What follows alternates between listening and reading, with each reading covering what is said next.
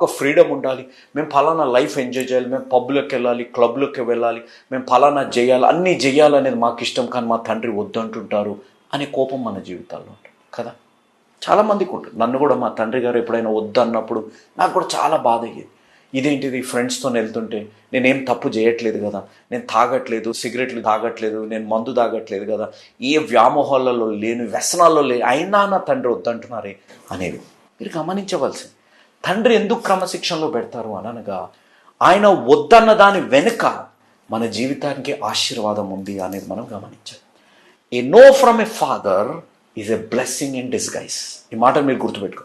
ఓ తండ్రి వద్దన్నారు అని అంటే దాని వెనుక మనకు ఒక ఆశీర్వాదం ఉంది అనేది గ్రహించాం. మనం ఏం తండ్రి వద్దంటాడు, ఇదేంటిది అదేంటిది అనే విధంగానే మనం ఆలోచిస్తుంటాము, కానీ దాని వెనుక మనకు ఒక ఆశీర్వాదం ఉంది అనేది మనం ఎన్నడూ కూడా మనం గ్రహించము, మనం గమనించము. ఎందుకు ఈ మాట అంటున్నానంటే మీరు చూడండి,